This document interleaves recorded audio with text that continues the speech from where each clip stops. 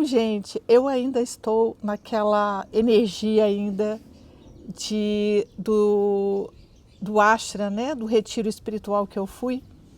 E isso tem desdobrado em muitas reflexões para mim, desafios, percepções, e aqui eu estou querendo compartilhar com vocês um pouco das minhas reflexões. E uma delas, a que mais ficou para mim de toda essa experiência que eu tive de viagem e de estar lá próximo de um mestre e de tudo mais, foi a experiência da confiança. E isto foi uma experiência que tem se desdobrado em reflexões, desde a confiança de seguir um chamado, porque eu queria muito ir, mas estava com muito receio de ir. Muitos medos de várias naturezas e confesso que na semana que eu resolvi, no dia que eu resolvi realmente ir, que eu tomei a decisão, sim, eu vou, muitas coisas começaram a acontecer.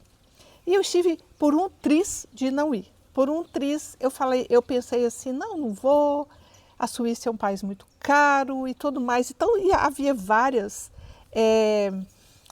justificativas para eu deixar isso para lá. Eu estava cheio de trabalho, nós sabemos que nosso real está muito baixo de cotação, e então você ir para um país que a moeda é 7 vezes mais cara que a sua, é só de fazer qualquer conta que a gente vai ver o absurdo. Se eu comer uma comida de R$ 30 no self-service aqui, que é uma comida bem vagabunda, vou pagar R$ 210 lá. Então, não dá para transcender essa cotação, né? Então, assim, eu tinha muitas justificativas para que não fosse, e fui. Assim mesmo, teve um dia que eu decidi, falei assim, meu coração está me chamando para ir, eu vou. E aí, a partir desse momento onde eu decido ir, eu começo a observar as sincronicidades, esse tecido do universo, essa coisa chamada sincronicidade, tão importante da gente entender o fluxo da vida, o movimento da nossa alma. Então, a questão que ficou para mim de tudo isso, desde a minha ida até o que eu aprendi lá, o que eu estou trazendo para a minha vida, foi a confiança. E realmente esses dias também é o dia de Radha, que se comemora a energia de Radha. Radha é aquela Shakti de Krishna. Então, a Radha, ela é, dentro do hinduísmo, é como se fosse a própria Shakti, a própria energia do feminino, a energia da entrega, a energia da confiança. Então, Radha estava ali sempre ao lado de Krishna e se comemora esse dia de Radha como um dia de devoção, um dia devocional, um dia onde a gente trabalha essa energia devocional. Então, que energia devocional é essa? Então, é disso que eu estou querendo falar, dessa minha experiência, de tudo que eu vivi, dessa energia devocional, que é a energia da entrega. Então, essa energia da entrega, para que ela exista, para que ela de fato seja possível na nossa vida, nós precisamos refletir sobre a confiança que nós temos no fluxo da vida, senão a gente nunca vai se entregar, senão a gente nunca vai fazer esse movimento. E, na verdade, esse movimento ele precisa ser experimentado, mesmo que seja de pouco em pouco. Porque quando a gente não confia, e na verdade a gente não confia, aí que está a grande questão de confiar no seu interior ou não confiar no seu interior. Mas o nosso interior, ele é muito confuso, porque nós temos muitas vozes internas.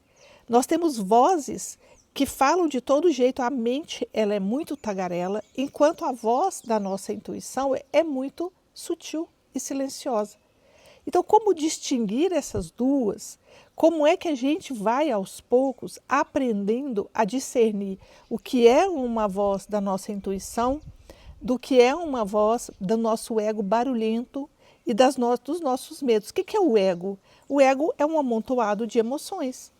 Então, é um amontoado em cima de uma emoção, melhor dizendo, é um amontoado de emoções. Ele pode até se tornar um amontoado de emoções, mas melhor dizendo, o que é o ego? Ele é um monte de coisa atraído a um ponto, atraído fazendo um bolo assim, cujo centro está um tipo de emoção. Então, vamos imaginar aqui o medo. Então, o medo é uma emoção. Então, ao redor do medo, existe um emaranhado de assuntos, de coisas. Passou um vento aqui, está quase caindo no meu celular. Peraí, quieta. Então, tem aqui o medo e aqui um emaranhado ao redor do medo.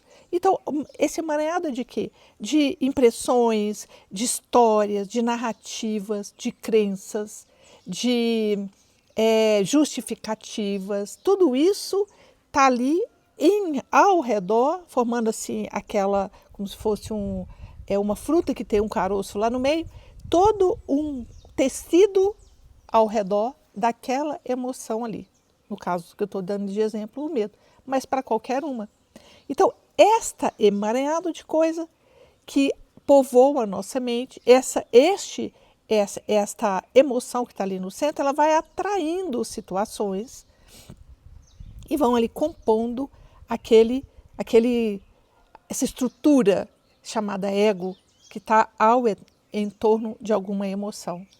Então, quando a gente está nesse dilema da existência, todo dia a gente vai ter esse dilema. Eu estou escutando a minha voz da minha intuição, eu estou escutando a voz do meu ego, misturado com este monte de informação que nós temos aí do desse estilo de vida hoje contemporâneo, que é muito regido pelo elemento ar. Então, ali tem informações de internet, gente falando coisas, não sei o quê, pererê, e tanta coisa influenciando as nossas direções. Então, aqui tem uma parte do conto da Mulheres Correm com os Lobos, com a vassalissa, que é uma parte muito, muito importante, que é quando a mãe dela dá para ela uma bonequinha, e essa bonequinha é igualzinha a ela, mas ela tem que alimentar essa bonequinha. E a mãe fala, nunca deixe de alimentar essa bonequinha, porque ela vai ser útil para você. Então, ela sempre dava comida para essa bonequinha. E quando a vassalissa teve que se lançar no desconhecido, que era a floresta que ela ia enfrentar, ela punha a mão no bolso e pegava a vassalissa e falava para a direita ou para a esquerda. Para a direita ou para a esquerda. Então, quem apontava o caminho era a pequena bonequinha, ou seja, a representante ali da intuição. Mas ali, a vassalissa precisou alimentar esta intuição. Então, a nossa intuição precisa também ser alimentada, senão ela morre de fome, senão a gente não consegue reconhecê-la neste barulho todo ali. A gente não vai conseguir reconhecer qual dessas vozes é a voz da intuição. Então, a gente vai precisar desenvolver uma escuta adequada. Então, isso tudo para a gente entender por que a gente precisa parar um pouco, meditar um pouco, porque a gente precisa aprender a silenciar, nem que seja um pouco, a observar os seus estados para você ver o fluxo de pensamentos ininterruptos e pelo menos percebê-lo para que a gente consiga discernir naquele lixão, porque é como se fosse uma televisão ligada o dia inteiro, onde você não presta atenção e ali um estado mais meditativo, um pouquinho que seja, é apenas para você fechar os olhos com a intenção de perceber esse fluxo. É como se você sentasse finalmente diante da televisão, mas a televisão é a sua tela interna, então, e você parasse, peraí, deixa eu ver o que está passando aqui. Então, assim, tem muita gente que deixa a televisão ligada, você nem sabe o que está passando, só tem um barulho, um ruído. Mas este barulho e esse ruído interferem nas nossas decisões. Esse que é o problema. Então, para que a gente desenvolva essa confiança numa atitude mais de entrega, mais devocional, vamos tirar a parte assim muito mística, muito religiosa, porque isso acaba criando uma barreira na compreensão e uma resistência. Então, é uma coisa simples de pensar em termos do processo mental. Então, se a gente observa e é capaz de observar, você já está ali aprendendo a alimentar aquilo que precisa ser alimentado, que é a nossa intuição, e a descartar aquilo que é só lixo. É só lixo, é aquela programação lixo, que você ligou lá na televisão e ficou lá e não tem nada de interessante. Então ali eu não quero prestar atenção nisso, que isso é um lixão.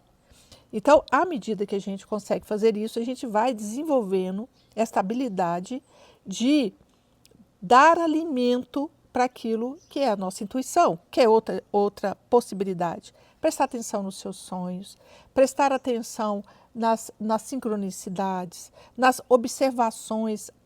No xamanismo, eles reforçam muito a sincronicidade da natureza. A natureza conversa conosco, os elementos, os animais, as plantas, tudo isso tem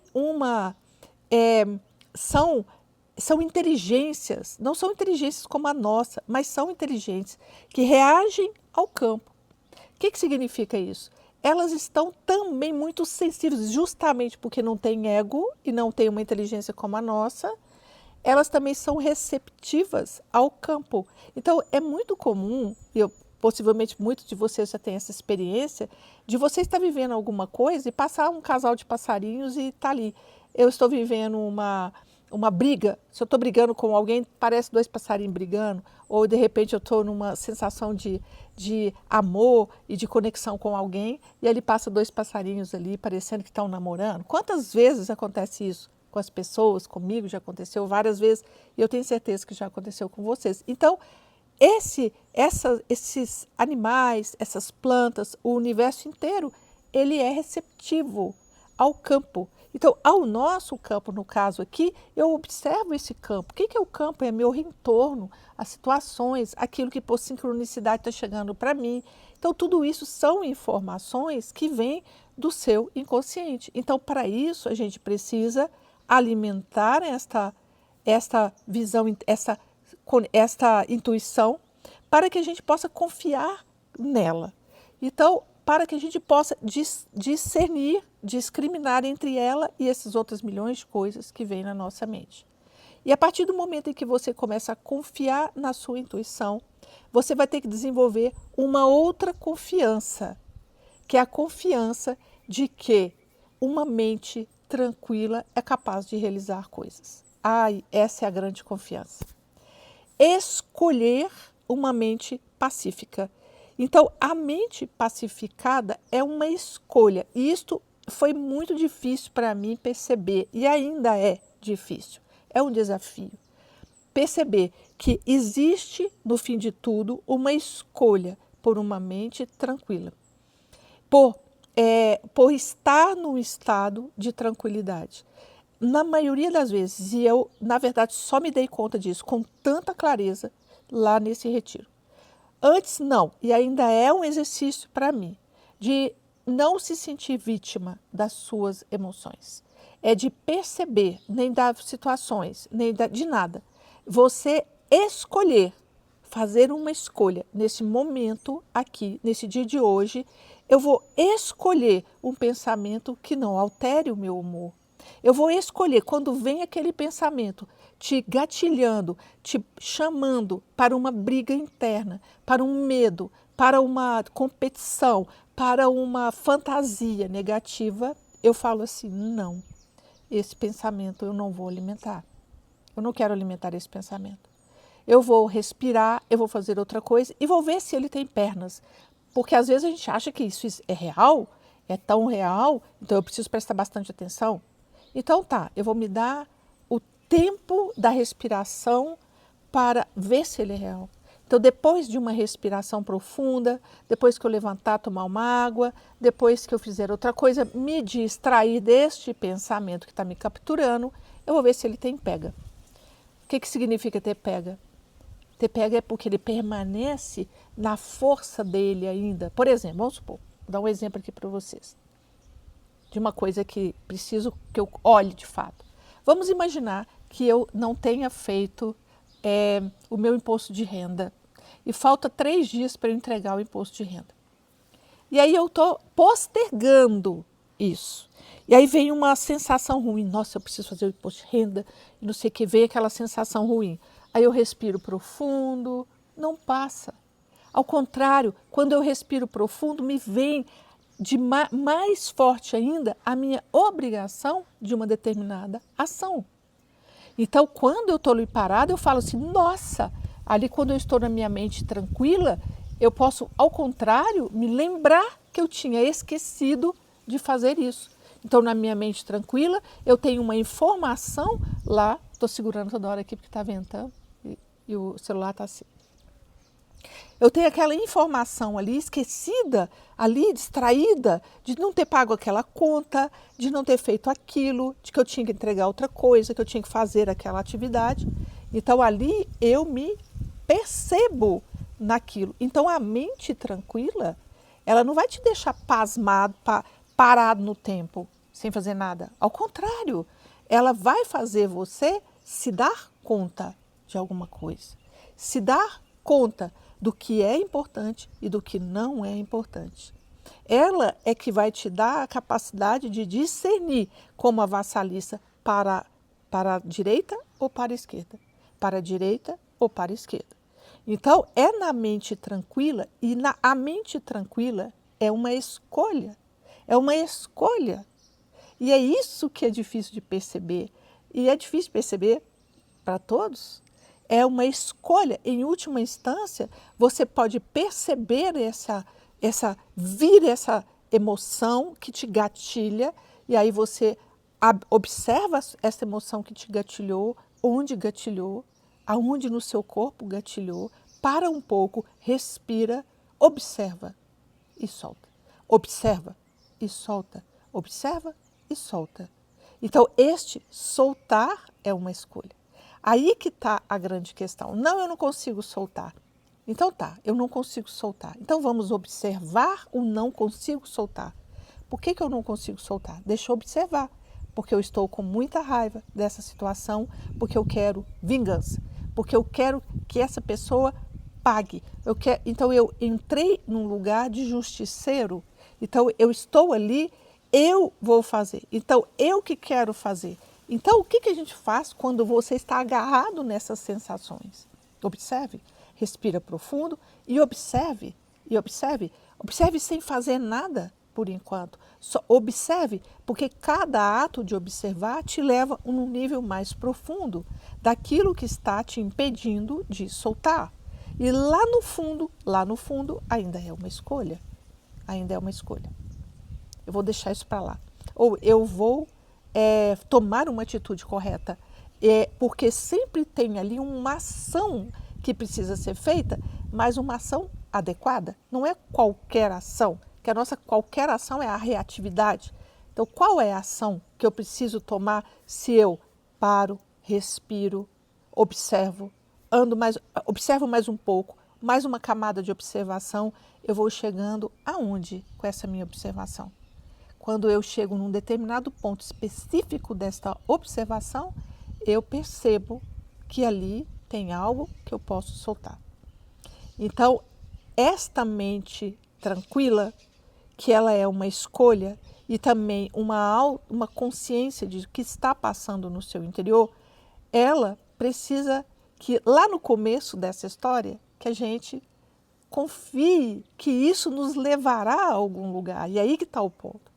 Para que eu vou entrar por uma porta que tem um corredor e tem lá um monte de coisa, se eu não confio que lá no final tem algo? Porque a gente, antes de qualquer coisa, é uma mente que quer saber os resultados antecipados, que quer ter que tem um senso ali de ganho, né? Para que eu vou por aí? Para quê? Eu vou por aí para quê? O que eu vou ganhar lá no fundo? O que eu vou ganhar? E aí nós temos os contos, os mitos, os relatos de outras pessoas, porque se eu não andei por essa porta, eu vou andar para essa porta para quê? Então, o autoconhecimento começa com essa coisa mais racional mesmo, de que, será que eu arrisco por aqui? Me disseram que se eu arriscar por aqui, aqui é um desconhecido para mim, mas eu vou ganhar alguma coisa, que é a nossa mente que quer ganhar. Né? Vou ganhar o quê? Eu vou ganhar... O que eu vou ganhar com uma mente pacificada? O quê? Eu vou ganhar direção. Eu vou ganhar propósito. Eu vou ganhar... O que eu vou ganhar? Porque eu me lembrei hoje, quando eu comecei a falar, queria falar disso aqui, eu me lembrei de uma história que eu recebi uns anos atrás e que é muito valorizada no mundo do empresariado, desse pessoal aí que quer, que vai com tudo, né? Que vai falar de garra, de faca nos dentes, olho no sangue, como é que é? Sangue nos olhos. Ou seja, eu vou com toda a minha raiva, com toda a minha força, mas uma força que ela é de agressão e não sei o quê, de competir. Então, e aí a história era o seguinte, que sempre tinha que colocar que os peixes melhores eram os peixes que eles tinham sempre um predador dentro da bacia. Quando eles levavam peixe vivo de um lugar para o outro nos navios, eles sempre tinham que colocar ali uns predadores para aquele peixe ficar sempre ali correndo, correndo, correndo, sempre no estresse, no estresse. Então o que foi valorizado até hoje é esse estresse. O que é valorizado na nossa visão de uma maneira geral é esse estresse. Corra, faça isso, aquilo, aquilo, aquilo, aquilo. O contrário do que eu estou falando. Então é essa garra do plexo, não é? Essa força que vem do terceiro chakra, que ela é importante, não estou dizendo que não é, mas que ela, sem essa direção de uma mente tranquila, ela é muito estabanada. Não é que ela não tenha força, mas é que a gente precisa dar o crédito para uma mente tranquila, menos estressada, menos competitiva, para nos mostrar a direção, porque esta força do plexo não é, ela é boa serviçal, mas ela não é boa orientadora. Ela não é muito boa para orientar a gente. E a gente precisa entender isso. Quem nos orienta mais é a nossa mente intuitiva. Mas para você... E aí fica essa contradição, porque a mente intuitiva precisa de uma mente calma para que ela se desenvolva, para que você enxergue o caminho, para que você enxergue a direção. Então, para isso eu preciso dessa mente mais calma, mais intuitiva, mais receptiva. Aí é o casamento do masculino com o feminino. Então, se a gente não desenvolve essa mente, também nós vamos ser capazes de fazer muita coisa, mas essa coisa que a gente pode fazer com a nossa mente mais masculina nem sempre nos leva para onde você gostaria de ir. Então, você pode muitas vezes mirar no sucesso e alcançar o estresse, a sensação de burnout, porque você exauriu no fim do caminho. Então, exauriu por quê? Porque deu voltas inúteis, porque fez coisas que nem te correspondiam, porque foi impulsionado como um gado, aqueles gados que vai para um lado para o outro, por manadas.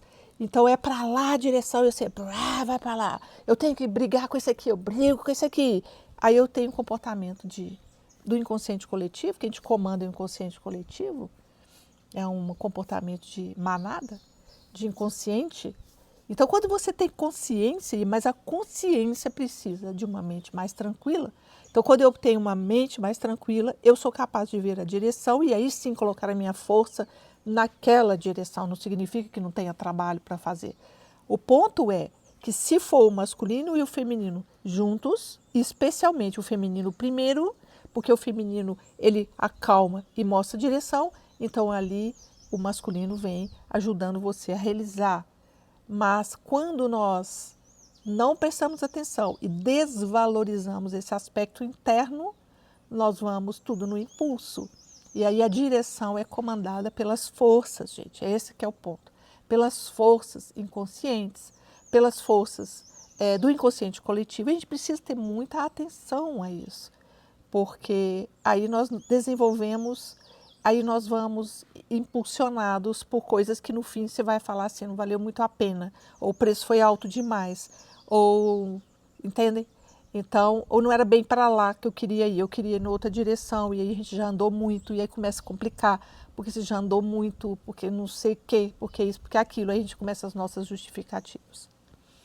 Então, pare um pouco, respira, olha primeiro a direção, confie nesta atitude que Radha nos ensina, que é a atitude mais devocional, mas que ela precisa ser desenvolvida e a gente precisa desenvolver com sensação de propósito também. Por que eu estou querendo desenvolver isso? Por quê? Senão eu não confio, né? Na verdade, essa primeira sensação aí é só porque, para que eu vou entrar por essa direção se essa daqui parece tão mais cheia de energia, cheia de pique, cheia disso, cheia daquilo. Então, para que eu vou optar por ficar mais em silêncio do que eu fazer, levantar e, é hoje, pá, tá, não sei o quê.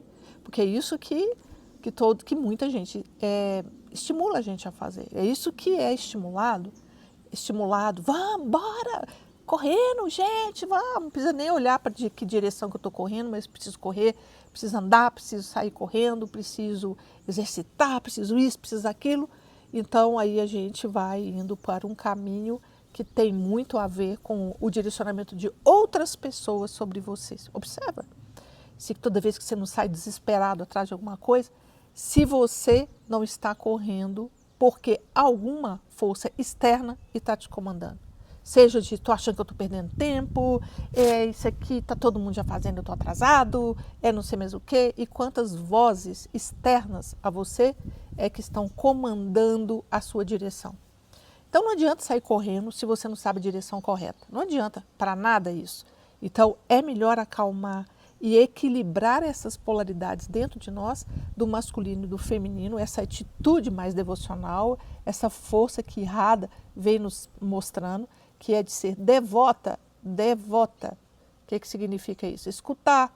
Eu sou devota, deixa eu ver o que está falando. Krishna. Quem é Krishna? Quem é Krishna? Então, Krishna aqui estava lá naquela história representando uma pessoa encarnada que estava ali, Krishna se encarnou e Radha estava convivendo com ele. Mas agora vamos trazer para nós quem é Krishna dentro de nós. E essa voz interna. Essa voz, para essa voz que nós somos devotos. É essa devoção do nosso ser interno que a gente precisa desenvolver. Que aí, essa devoção, primeiro eu escuto o que a minha voz interna está querendo dizer, aí depois eu sigo por uma direção correta na minha vida e não o contrário. Eu não vou sair correndo primeiro, não faz sentido. Estamos atrasados, vamos ver uma voz de comando assim externa. Estamos atrasados, aí saem os meninos pequenos todos correndo. Para onde mesmo? Não sei para onde, nós só estamos atrasados. Então, isso não faz sentido, isso faz com que a gente tenha que, inclusive, às vezes, retornar. Eu estava atrasado, continuo mais atrasada ainda, porque eu não olhei direito o mapa.